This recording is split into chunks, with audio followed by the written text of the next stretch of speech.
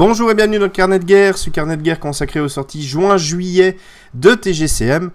Vous allez rire, mais deux copains m'ont envoyé les photos du brigadier de milice juste après un salon.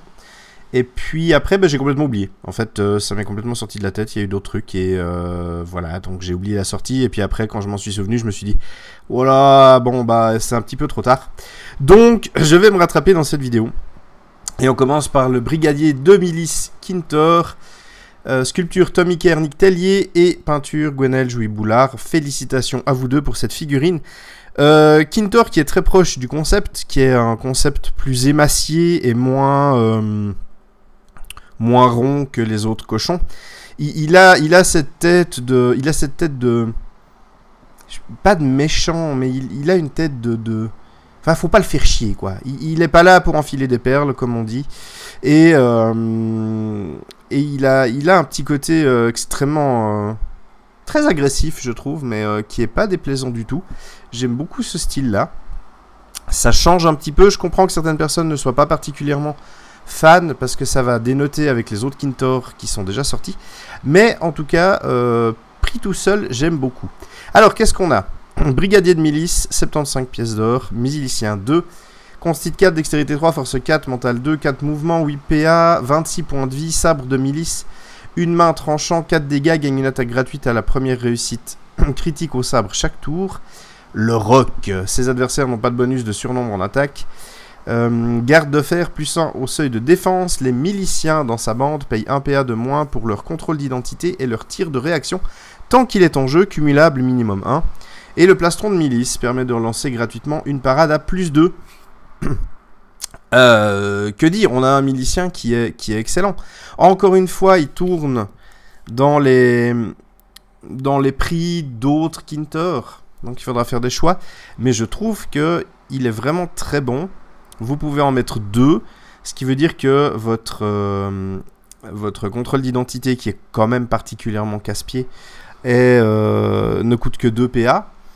Et le milicien à l'épée est très clairement un bon choix, de même que le tir de réaction, peut-être un peu plus spécifique, mais le milicien arbalétrier, ça va quand même rester enfin, ça va quand même être un bonus non négligeable.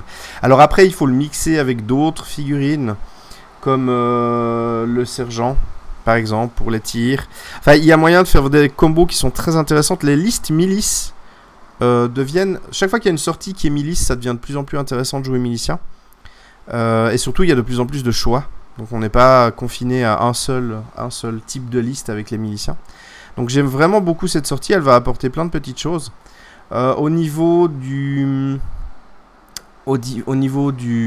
sabre de milice, je trouve qu'il est extrêmement puissant. On gagne une attaque gratuite pour la première réussite critique au sabre chaque tour.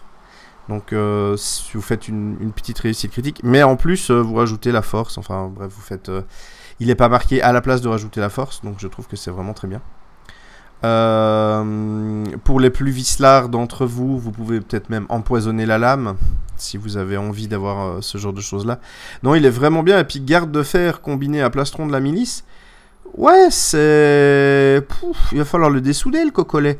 Alors, il n'a pas d'armure qui réduise les dégâts, mais s'il réussit ses défenses, très clairement, une défense simple qui commence à constite 5, c'est pas dégueu. Vous décidez de relancer avec le plastron, ça fait constite 7. Non, ça devient très intéressant. Moi, je trouve que le brigadier de milice, il est vraiment de très grande qualité. Et il peut apporter plein de choses très intéressantes, même pas forcément dans une liste milice. Alors oui, forcément, on perd un petit peu le bonus de garde de fer. Mais dans d'autres listes, je pense qu'il peut très bien tourner avec les Kintor qu'il y a déjà là.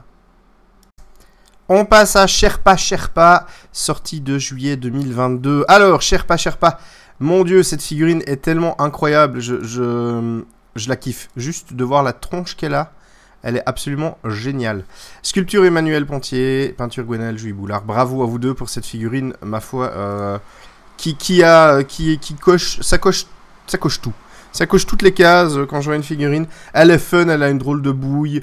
Il y a un barda dessus. Enfin, je sais pas si vous vous souvenez de Confrontation l'ogre qui avait le barda, donc celui qui a la tête d'éléphant dessus. Là, ça me fait penser à ça. J'ai l'impression quand je la vois que ça part en vacances. Enfin bref, je trouve que la figurine est excellente. Elle est vraiment, vraiment très très bien. Elle me plaît énormément. Et du coup, cette figurine a 2 profils. Alors, le profil est identique, mais il y a un profil Orénoque et un profil banni. Comme ça, elle fait partie des Orénoques et des bannis, et c'est pas juste un transfuge banni pour les Orénoques. Bref, vous m'aurez compris par rapport à Rotuma ou bébé Rotuma, entre autres. Je sais que Lionel appréciera que je garde les cartes bannies, Orénoques, pardon. Du coup, je vais garder les cartes Orénoques. Pour la suite, qu'est-ce qu'on a? Alors déjà, on a un colosse à 100 pièces d'or. Certainement le colosse le moins cher du jeu actuellement. Et sans doute le colosse le moins cher du jeu jusqu'à tout jamais. Parce que 100 pièces d'or pour un colosse, c'est quand même pas beaucoup. Et on a Constite 5, Dextérité 2, Force 3, Mental 4, Agressivité 1, 3 de mouvement, 8 PA, 28 points de vie, une armure de déglingo, -2, 7, -3 avec 8 points de vie. La botte ajoute à son bandana un équipement d'un briscard au contact sur une opposition D plus M plus 1 des 10 réussi. Il tombe au sol lorsqu'elle quitte le terrain. La bande de Sherpa Sherpa dispose d'une arme, d'une armure et d'un objet gratuit. Ils sont sur son dos en début de partie, maximum 50 PO les 3. Sherpa ne peut pas grimper, attaquer ou tirer, mais peut réaliser toutes les autres actions et gérer les objectifs comme si elle avait des mains. Et ça, c'est assez incroyable. On a une figurine qui a les règles de Colosse, qui a la possibilité Enfin, alors, ça a des avantages et ça a des désavantages d'être un colosse. Hein. Moi, je pense que j'aurais préféré qu'elle soit simplement... Qu'elle soit simplement une imposante, parce que le fait qu'elle ne puisse pas faire un shiver, elle n'a pas non plus les stats de colosse. Quoi. Donc, les points de vie sont pas énormes. Et puis, on a un colosse qui a de l'équipement. Donc, déjà, il peut piquer un équipement de briscard au contact. Si elle réussit un... Alors, D plus M plus 1 D10, ça démarre pas bien haut, hein, qu'on soit honnête, ça démarre à 6. C'est pas catastrophique, mais c'est pas non plus folichon. Hein, il va peut-être falloir penser à mettre des petits points là-dedans, quand même. Hein. Enfin, des petits points, à mettre des dés supplémentaires si vous voulez que ça passe sur certains gros briscards. Après, la question que je me demande, c'est est-ce que c'est un équipement qui est en plus... ou c'est un équipement qui est inscrit sur la carte de la figurine. Parce que ça devient vraiment très très fort. Vous pouvez voler n'importe quelle arme, éventuellement. Et puis, est-ce que quelqu'un peut la récupérer après? Ajoute à son bandana un équipement. Est-ce que ça veut dire que si je pique, par exemple, je sais pas moi, l'arme d'une figurine adverse, je peux venir chercher cette arme avec un de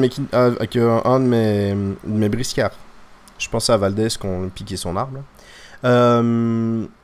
Il y a ça que je m'interroge. Et puis après aussi... Alors pour les Orénoques, sa deuxième capacité, le fait d'avoir une armure supplémentaire, les Orénoques ont déjà presque tous une armure, donc ce sera peut-être pas le truc le plus excitant. Mais par contre, il peut y avoir des armes. Tandis que pour les bannis, effectivement, une armure, ça peut toujours être intéressant. Je sais plus s'il y avait une plaide complète ou ce genre de choses. J'ai plus tous les équipements en tête. Mais une arme, une armure et un objet gratuit, c'est tout bénéfique. Finalement, si vous rentabilisez cette capacité-là en mettant vraiment 50 points, votre colosse, il vous coûte 50 points. C'est quand même balèze. Et puis, réaliser les objectifs comme s'il avait des mains, comme si elle avait des mains, pardon, c'est encore une fois, c'est quand même vraiment bien. Puisque chez les bannis, si vous décidez de jouer crabe ou tortue, vous n'avez pas de main, ou peu de mains. Bah, du coup, là, ça peut compenser. Alors, encore une fois, les stats ne sont pas archi balèzes pour réaliser tous les objectifs, mais en attendant, ça fait des mains, et c'est toujours utile. J'avais un truc qui vient de me traverser la tête à ce moment-là. Ah bah oui, mais comme c'est une nana, en plus, hein, on peut la mettre dans la bande à Angela. Eh bah oui. Bah du coup, vous avez votre colosse femelle, là, et puis vous avez votre Sherpa pour la bande à Angela. Ça peut être incroyable. Ça vient de m'arriver dans la tête, donc j'ai pas encore évalué toutes les possibilités sournoises et veules qu'on peut faire avec ça, mais ça peut être complètement fou, en fait. On peut vraiment... Oh, ça va être trop bien. Bref. Donc, vraiment une figurine que je trouve très intéressante. C'est une figurine qui... Il va falloir que je potasse un petit peu dessus. J'avoue, là tout de suite, j'ai pas tout à fait tout fini de réfléchir dessus. Mais c'est une figurine que j'aime bien. Déjà, juste par son design, je la trouve hyper cool. C'est une figurine qui présente bien, elle est sympathique, elle coûte vraiment pas cher. Vous pouvez l'avoir pour 100 pièces d'or, mais avec 50 PO d'équipement gratos. Ouais, voilà. Donc, je veux pas dire que c'est un must-have, parce que je pense qu'en Orenok, il y a peut-être plus de synergie avec un Louis ou avec... merde, comment il s'appelle? Bref, je n'arrive pas à remettre le nom dessus. Mais avec d'autres figurines, et en banni, il y a également pas mal de synergie qui est possible. Enfin, il y a pas mal de types de bandes qui sont possibles. Donc peut-être on la verra pas tout le temps sur les tables, je pense pas. Ou alors on découvre un combo de folie, et puis j'y ai pas pensé là, et je vous l'ai pas dit. Mais je trouve que c'est une figurine qui est vraiment très très agréable. Moi je pense que je vais la prendre. Je vais la prendre gentiment. Et puis, essayer de faire des trucs un peu cool avec. Peut-être même une idée de scénario avec ça. Parce que, en même temps, Sherpa, on dirait un machin qui se balade dans la nature et qui récupère tout un tas de trucs. Les mecs viennent se servir. Ça aurait été une apatride que ça m'aurait pas plus dérangé que ça. Genre vraiment l'espèce de personnage que tu rencontrerais au détour d'un jeu de rôle et qui te vendrait tout un tas de trucs bizarres et incongrus. Enfin bref, voilà, j'aime énormément cette figurine. Elle m'inspire plein de choses. Et puis, je pense que vous-même, vous allez pouvoir en faire aussi énormément de choses. Donc, si vous avez des idées, n'hésitez pas à le partager, soit dans les commentaires sous la vidéo, soit sur le Facebook de Briscard, sur le Discord, etc. Enfin, vous commencez à connaître les bails un petit peu. Donc, je vous fais confiance. Merci d'avoir écouté, regardé cette vidéo. J'espère qu'elle vous a plu.